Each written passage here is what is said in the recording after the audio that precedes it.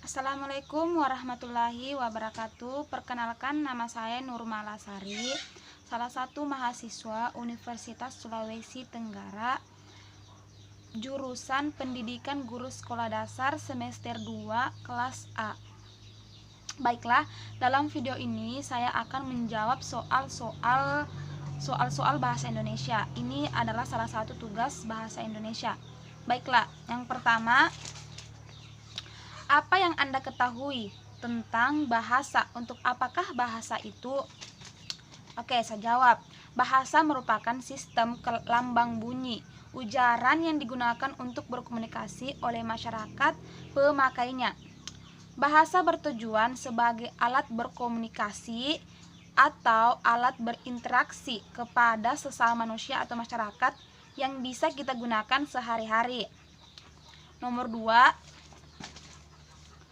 perlukah kita mempelajari atau kuliah bahasa Indonesia? Jelaskan sesuai pendapat masing-masing. Menurut saya, iya perlu. Mempelajari bahasa Indonesia itu sangat penting bagi kita karena bahasa Indonesia merupakan bahasa resmi yang digunakan oleh semua warga negara Indonesia yang terdiri dari berbagai daerah dan berbagai macam bahasa yang berbeda. Nomor 3, sebutkan 12 karakteristik bahasa, kemudian jelaskan 2 karakteristik yang paling Anda ketahui disertai contohnya. Yang pertama itu, bahasa adalah sebuah sistem, bahasa berwujud lambang, bahasa itu berupa bunyi, bahasa itu bersifat arbitrer, bahasa itu bermakna, bahasa itu bersifat konvensional, bahasa itu bersifat unik, bahasa itu bersifat universal, bahasa itu produktif, dan bahasa itu bervariasi, bahasa itu dinamis, dan bahasa itu manusiawi. Saya akan menjelaskan 2 dari 12 karakteristik itu. Yang pertama, bahasa berwujud bunyi. Bunyi bahasa adalah bunyi yang dihasilkan alat ucap manusia, tetapi juga tidak semua bunyi yang dihasilkan oleh manusia termasuk bunyi bahasa. Contohnya, semua ucapan manusia itu adalah bunyi bahasa. Seperti contohnya itu bunyinya saya pergi sekolah, itu bunyi bahasa. Tetapi apabila bunyi batuk-batuk, teriak, bersin, dan bunyi tenggorokan, itu bukan termasuk bunyi bahasa. Yang kedua, bahasa itu manusiawi. Berarti bahasa itu milik manusia dan hanya dapat digunakan oleh manusia. Binatang dan tumbuhan tidak memiliki bahasa dan tidak dapat menggunakan bahasa. Nomor 4, mengapa bahasa dikatakan arbitrer dan konvensional? Baik, yang pertama itu bahasa dikatakan arbitrer. Hal itu dikarenakan tidak hanya semua bentuk dari hubungan wajib yang dimana berbentuk dari sebuah lambang bahasa yang dimana kemudian akan berwujud sebuah bunyi dengan berbagai macam bentuk dari konsep maupun sebuah pengertian di mana akan dimaksud sebagai sebuah lambang yang akan selalu berubah. Yang kedua, bahasa dikatakan konvensional. Hal ini dikarenakan masyarakat akan memberikan pematuhan dan juga konvensi yang ada di dalam konsep. Nomor 5, bahasa itu unik. Jelaskan salah satu keunikan bahasa daerah Anda. Baik, bahasa daerah Anda. Bahasa daerah saya. Salah satu keunikan bahasa daerah saya yaitu dia memiliki ciri khas khusus dari suatu suku saya.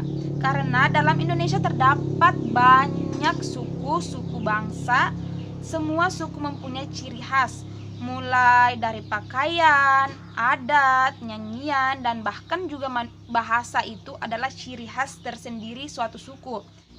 Jadi keunikan bahasa saya itu dia memiliki ciri khas khusus, dia memiliki bahasa sendiri, ciri khas dari bahasanya sendiri, yaitu kalau saya itu suku Bugis, dia memiliki ciri khas tersendiri. Nomor Selanjutnya yaitu nomor 6. Apa yang dimaksud dengan sistemis dalam bahasa? Jelaskan disertai contohnya. Sistemis. Sistemis berarti bahasa itu bukan sistem. Bukan sistem tunggal, tetapi terdiri dari subsistem atau sistem bawahan disebut tataran linguistik. Contohnya itu dalam bahasa dalam ada tataran linguistik. Tataran linguistik itu terdiri dari tataran fonologi, morfologi, sintaksis, semantik, dan tataran leksikon. Nomor selanjutnya yaitu nomor 7. Buktikan dengan contoh bahwa bahasa itu produktif. Bahasa sebelum contohnya saya akan menjelaskan dulu arti lain dari bahasa produktif. Bahasa produktif itu bisa juga diartikan sebagai bahasa yang digunakan untuk menyampaikan informasi atau gagasan baik secara lisan maupun tulisan. Contoh dalam menulis itu kegiatan penyampaian pesan secara tertulis kepada pihak lain seperti bikin surat, undangan, dan lain-lain. Yang berbicara kemampuan mengucapkan bunyi-bunyi artikulasi atau kata-kata untuk menyampaikan pikiran, gagasan, dan perasaan seperti kegiatan rapat atau kegiatan diskusi secara muka atau secara bertatapan langsung. Nomor selanjutnya yaitu nomor 8. Jelaskan 7 fungsi bahasa menurut H.A.K. Halliday dalam bukunya yang berjudul Expansion in the Fashion of Language. Nomor 7. Oke. Nomor 8 maksudku. Yang pertama itu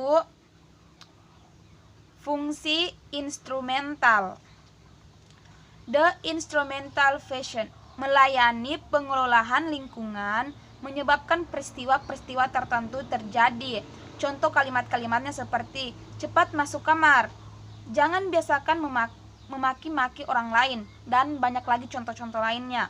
Yang kedua, fungsi regulasi, the regulator function, bertindak untuk mengawasi serta mengendalikan peristiwa-peristiwa. Contoh, jika saya berkata, kau mencuri, karena itu kamu dihukum, maka fungsi ini adalah fungsi instrumental. Tetapi apabila saya berkata, kalau kamu mencuri, maka kamu pasti dihukum, makna ini adalah mengandung fungsi regulasi, fungsi pengaturan.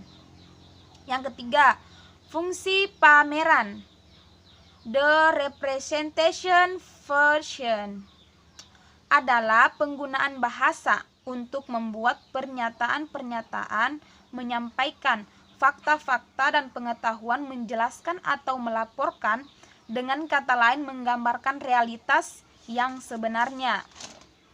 Seperti yang dilihat oleh seseorang, contohnya matahari panas, garam asing, dan anak-anak itu diterkam anjing pamanku, dan banyak lagi contoh-contoh lainnya.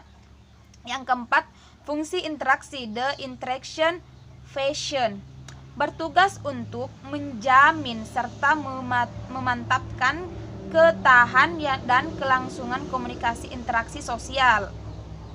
Yang kelima, fungsi perorangan, the personal function, memberi kesempatan kepada seseorang pembicara untuk mengekspresikan perasaan, emosi, pribadi, serta reaksi-reaksinya yang mendalam. Yang keenam, fungsi heuristik, the heuristic function, melibatkan penggunaan bahasa untuk memperoleh ilmu pengetahuan, mempelajari seluk-beluk lingkungan. Anak-anak memanfaatkan pengguna fungsi heuristik ini dalam aneka pertanyaan mengapa. Contohnya, mengapa adik lahir? Mengapa matahari panas? Mengapa garam itu asin? Dan lain-lain. Fungsi yang selanjutnya fungsi imajinatif, the imaginative function, melayani penciptaan sistem-sistem atau gagasan yang bersifat imajinatif mengisahkan seperti cerita dongeng, membacakan lelucon, atau menulis novel. Dan selanjutnya pertanyaan nomor 9. Kapankah bahasa Indonesia pertama kali diakui dan kapan diresmikan secara hukum? Jelaskan. Pernamaan bahasa Indonesia dimulai sejak dijalankannya Sumpah Pemuda pada tanggal 28 Oktober 1928. Pada tahun 1928, itulah bahasa Indonesia dikukuhkan kedudukannya sebagai bahasa nasional. Bahasa Indonesia dinyatakan kedudukannya sebagai bahasa negara pada tanggal 18 Agustus 1945 karena pada saat itu Undang-Undang Dasar 1945 disahkan sebagai Undang-Undang Negara Republik Indonesia. Dalam Undang-Undang 1945 disebutkan bahwa bahasa negara ialah bahasa Indonesia. Selanjutnya nomor 10. Dari bahasa apakah asal mula bahasa Indonesia? Oke, asal mula bahasa Indonesia itu berasal dari bahasa Melayu. Ingat, dari bahasa Melayu. Selanjutnya nomor 11. Sebutkan alasan mengapa bahasa Melayu diangkat sebagai bahasa Indonesia.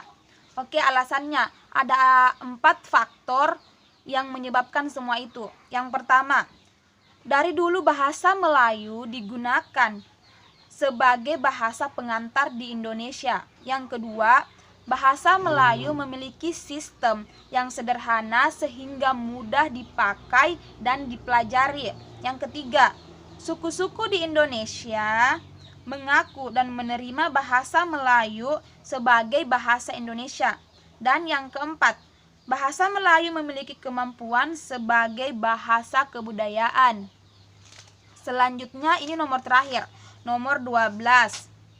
Sebutkan ejaan-ejaan yang pernah berlaku di Indonesia, kapan mulai berlakunya dan sampai kapan digunakan. Oke. Ejaan-ejaan itu ada empat. Yang pertama itu ejaan Van Ophuijen, digunakan pada tahun 1901. Yang kedua, ejaan Republik atau ejaan Sewandi, digunakannya itu pada tanggal 19 Maret 1947. Yang ketiga, ejaan Bahasa Indonesia yang disempurnakan atau IYD pada tahun 1972.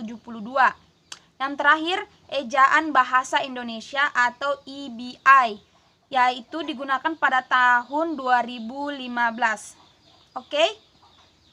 Video ini berakhir sampai di sini. Saya ucapkan terima kasih. Assalamualaikum warahmatullahi wabarakatuh.